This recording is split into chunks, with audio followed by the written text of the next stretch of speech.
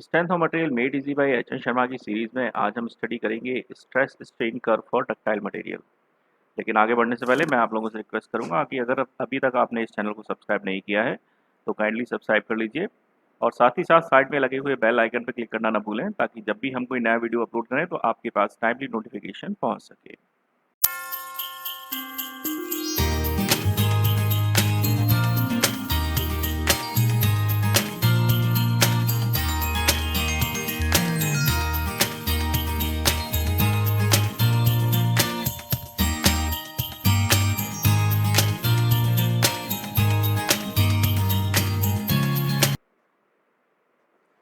Stress strain curve for ductile material. Ductile material के बारे में हम जानते हैं कि ये वो मटेरियल होते हैं जो फ्रैक्चर होने से पहले एक अच्छा खासा प्लास्टिक डिफॉर्मेशन देते हैं। लेट अस से मेरे पास में एक स्पेसिमेन है, the shape is something like this. Force apply करने से पहले जो इसकी इनिशियल लेंथ है लेट इट बी L1। मैंने इस पे फोर्स अप्लाई किया P। Quite obvious that this is tensile in nature. इस फोर्स को अप्लाई करने के बाद में लेट अस से इसकी लेंथ इंक्रीज हो गई by delta L and now the final length is L2। Then I will say इस मटेरियल में जो परसेंटेज एलोंगेशन हुआ है,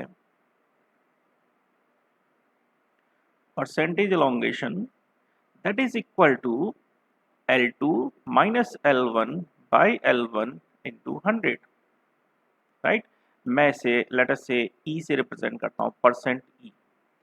Then if percent E is less than 5%, it means it is a brittle material. If it is greater than 5%, means 5% is less than percent E but less than 15%, it means it is an intermediate ductile.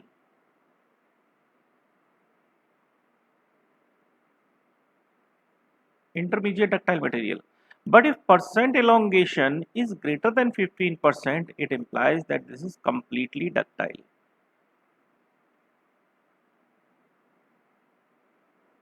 Okay. Now, अब हम stress strain curve draw करने के लिए जो अपना specimen लेंगे, the design of the specimen will be something like this.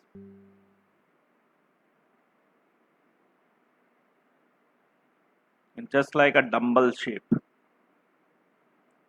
or this is also known as the dog bone shape, right? इसमें ends पे जो क्रॉस सेक्शन होगा वो बीच में जो क्रॉस सेक्शन है उससे ज़्यादा होगा क्योंकि दोनों ही एंड्स पे हमें मटेरियल को स्पेसिमेन को ग्रिप करना होता है मशीन के अंदर में। बीच में ये जो आप लेंथ देख रहे हैं फ्रॉम हियर टू हियर जहाँ पे हमारा फोकस होता है, this is known as the gauge length.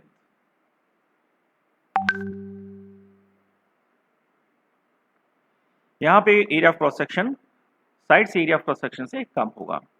Now इस स्पेसिमेन को हम फिट करेंगे यूनिवर्सल टेस्टिंग मशीन पे। ये वो मशीन है जिसके ऊपर में आप टेंसाइल टेस्ट परफॉर्म करते हैं एंड ये जो मशीन है कुछ इस तरह से दिखाई देती है like this.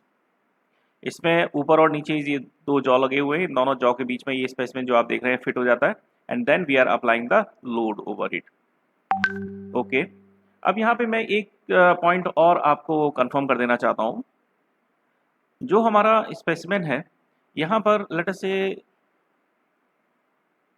the initial length of the specimen is L, right, and the area of cross section is A। आपने लोड अप्लाई किया, लोड अप्लाई करने के बाद में जो फाइनल चेंज इन लेंथ आएगा that is delta L and जो area of cross section है it will be reduced by delta A। But जब हम स्ट्रेस की बात करेंगे, this is the force P, this is the force P, तो stress will be equal to force per unit area. ये जो area आपने लिया this is the original area of cross section, means we are talking about the conventional और engineering stress. तो किसी भी stage पे जाके अगर हम स्ट्रेस फाइंड आउट करते हैं तो हमेशा हम original area of cross section he consider करेंगे। सिमिलरली अगर हम किसी भी स्टेज पे जाके स्ट्रेन फाइंड आउट करने की कोशिश करते हैं then we will consider del L by L, यानी कि ओरिजिनल लेंथ जो फोर्स अप्लाई करने से पहले जो ओरिजिनल लेंथ थी हम उसी लेंथ को कंसीडर करेंगे, यानी कि we are talking about again the engineering strain. So this stress strain curve is actually between the engineering stress and engineering strain. Okay, this point should be noted. Now let us proceed to our stress strain diagram. stress strain curve. In this one, horizontal axis पे we are marking the strain and on vertical axis we are marking stress. दोनों का जो point of intersection है point O, here the stress and strain both are zero. Now specimen को आपने machine पे fit किया और आपने लोड लगाना शुरू किया. Initially we will get a straight incline line from point O to the point A. This point A is known as the proportionality limit. क्यों? Because up to the point A, from O to the point A, the stress will be proportional to strain. It means the Hooke's law will be followed. Hooke's law is valid up to the point A. Right? Now let us take the slope of this line. Let me draw a vertical line, that is sigma, delta sigma, and horizontal line, this is delta epsilon. So this delta sigma by delta epsilon will give you the slope, and this slope will be equal to the modulus of elasticity. So here the slope of the line OA will give you the value of modulus of elasticity. Right. Now let us come to the point B. Point B, it is known as the elastic limit. Means if you are removing the load from the material, then the material will regain its original shape and size. यानी अगर आप point B तक material के ऊपर से load को release कर देते हैं तो मटेरियल अपने ओरिजिनल शेप एंड साइज में रिटर्न बैक आ जाएगा. इसको हम बोलते हैं इलास्टिक जोन, और ये कहाँ तक होती है? Up to the point B. This is the elastic limit. Now A से B, this is not a straight line, this is a slight curve, and here stress will not be proportional to strain, means the Hooke's law will not be followed. Also, since this is also the elastic zone, so we can say this is a non-linear elastic zone, क्योंकि ये यहाँ पर curve है, straight line नहीं है. Right? That is the case. So here the point B will be known as the elastic point. Point A को हम देखें तो पॉइंट ए यानी बी पॉइंट के लेफ्ट साइड में मैं एक लाइन ड्रॉ कर देता हूं from the point B. Let me draw a line.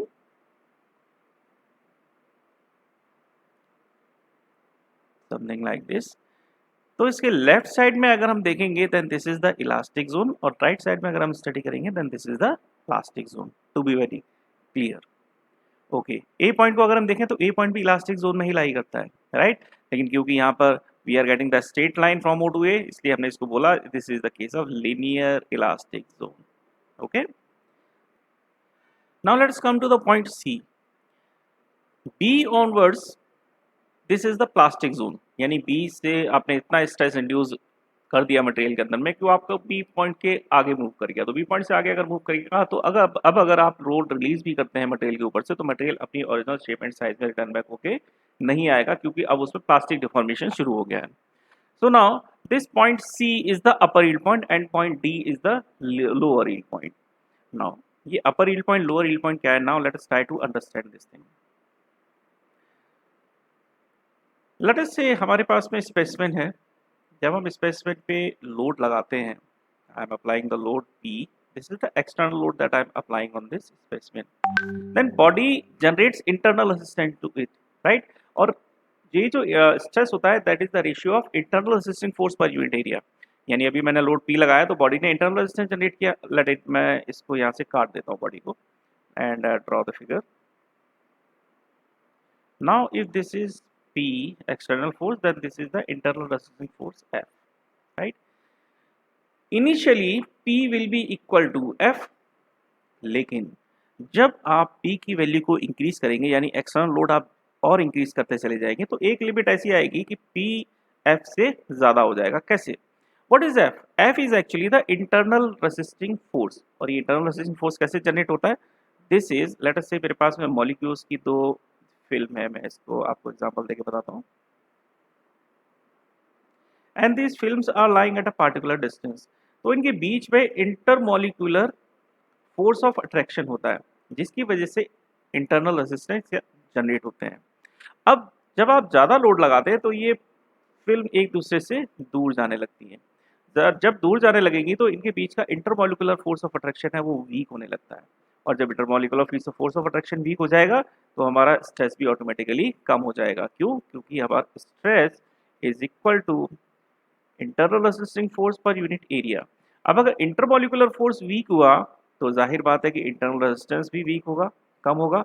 और इंटरनल रेजिस्टेंस अगर वीक होगा देन स्ट्रेस की वैल्यू भी रिड्यूस हो जाएगी, stress is dropping down and this is what is shown from the point D C to the point D, stress आपका suddenly reduce हो गया। Now what is happening at the point D, अभी हमने देखा कि दो मॉलिक्यूलर फिल्म के बीच में जब गैप इंक्रीज करेगा तो गैप इंक्रीज करने की वजह से intermolecular force of attraction weak होने लगते हैं। नॉर्मली आइडियल स्टेट में हम ये मान के चलते हैं कि हमारा जो क्रिस्टल है उसमें एटॉमिक अरेंजमेंट आपका परफेक्ट है और atoms and molecules are uniformly distributed, उनका कंसंट्रेशन सब जगह एक जैसा है। बट एक्चुअली ऐसा नहीं होता, कंसंट्रेशन वेरी करता है, राइट। कंसंट्रेशन वेरी करने की वजह से कहीं पे एटम्स ज़्यादा होंगे, कहीं पे एटम्स कम होंगे। तो जब फर्दर आप एक्सटर्नल लोड को इंक्रीज करते हैं फोर्स ऑफ अट्रैक्शन वीक होने लगता है। अब जब ज़्यादा इंक्रीज करेंगे तो यही फोर्स ऑफ अट्रैक्शन इन दोनों फिल्म के बीच में एक इम्बैलेंस क्रिएट करता है और इम्बैलेंस क्रिएट होने की वजह से क्या होगा, अभी जैसे ये पैरेलल फिल्म है वर्टिकल, ये फिल्म आपकी इंक्लाइंड हो जाएंगे समथिंग लाइक दिस। अब देखिए जब ये फिल्म इंक्लाइंड हो गई, इंक्लाइंड होने के बाद में क्या हुआ, इन दोनों ये जो एटम्स थे मॉलिक्यूल्स थे they are coming closer to each other और क्लोज आने की वजह से इनके अंदर में कॉन्टैक्ट री एस्टेब्लिश हो जाता है, राइट। अब री एस्टेब्लिश हो जाएगा तो ये जो ईल्डिंग है आपके मटेरियल की वो ईल्डिंग रुक जाएगी and this is what is happening at the point D. जब ये टिल्ट हुए मीन्स इनके अंदर में डिफॉर्मेशन भी आया, right. So here we are getting that from the point D to E stress is same, the value of stress is same, the strain is increasing, right? So this from the point D to the point E, this is known as the yielding at the constant stress. Okay, now come to the point E. What is happening at the point E now? From the point E, this after the point E the curve is rising, it means more stress is induced for the deformation, आपको deform करने के लिए ज़्यादा load लगाना पड़ रहा है after the point E. So why it is so, here it is because there is a phenomena known as the strain hardening phenomena. Now strain hardening phenomena becomes predominant at the point E. अभी इस strain hardening phenomena पे मैंने एक separate video भी बनाया हुआ है, अगर आप चाहें तो उसको देख के और डिटेल में नॉलेज ले सकते हैं। यहाँ पर मैं आपको एक इन शॉर्ट इसका एक आइडिया दूंगा। स्ट्रेन हार्डनिंग एक्चुअली होता क्या है कि हम ये मान के चलते हैं कि हमारा जो मटेरियल है वो बिल्कुल परफेक्ट है, इसमें कोई भी एटॉमिक वेरिएशंस नहीं है, कहीं कोई डिसलोकेशंस नहीं है, बट एक्चुअली ऐसा नहीं होता। हमारा जो मटेरियल होता है इन प्रैक्टिकल उसके अंदर में इम्परफेक्शंस होते हैं, उसके अंदर में डिसलोकेशंस भी होते हैं। अब होता क्या है कि जब आप मटेरियल पे लोड लगाते हैं तो डिसलोकेशंस मूव करती हैं और जब डिसलोकेशन मूव करेंगी तो एक डिसलोकेशन दूसरे डिसलोकेशन के पाथ ऑफ मूवमेंट पे इंटरफियर करने लगती है। इंटरफियर करने लगती है तो उनका मूवमेंट रेस्ट्रिक्ट होने लगता है और मूवमेंट रेस्ट्रिक्ट होने की वजह से फिर आपको पता लगा ज़्यादा लोड लगाना पड़ रहा है। साथ ही साथ डिसलोकेशंस आसपास के एटम को एंकर कर लेते हैं, फंसा लेते हैं और आपस में स्टक हो जाते हैं, जिसकी वजह से फोर्स ऑफ अट्रैक्शन और ज़्यादा बढ़ जाती है, जिससे कि आपको डिफॉर्मेशन करने के लिए अब और ज़्यादा फोर्स लगाना पड़ेगा। तो स्ट्रेन हार्डनिंग का मेन रीज़न क्या हुआ, interference of dislocation in the path of other dislocation, और यही डिसलोकेशन अपने आसपास के एटम्स को एंकर करके फंसा लेते हैं, स्टक हो जाते हैं और फोर्स ऑफ अट्रैक्शन और ज़्यादा बढ़ जाता है। तो अब आपको मटेरियल को डिफॉर्म करने के लिए और ज़्यादा लोड लगाना पड़ेगा और यही है आपका strain hardening phenomena. Now we are reaching at the point F. This point F, this is known as the ultimate stress point. ये वो स्ट्रेस पॉइंट है जहाँ पर मटेरियल मैक्सिमम रेसिस्टेंस देता है या maximum load the material can withstand during the tensile test, right. F, इसलिए पूरे ग्राफ में देखिए एफ सबसे टॉप मोस्ट पॉइंट पे होता है, राइट, टॉप मोस्ट लेवल पे होता है F. Now after the point F the necking in the material will start and the material will fail at the point G, जिसको हम बोलते हैं breaking stress point. What is necking? Actually if this is your work piece, हमने देखा था work piece हमारा कुछ इस तरह से था, late me draw it again, something like this. यहाँ कहीं इसके क्रॉस सेक्शन में सडनली रिडक्शन आ जाता है, क्रॉस सेक्शन एरिया किसी एक पॉइंट पे सडनली रिड्यूस होने लगता है, इसी को हम बोलते हैं नेकिंग।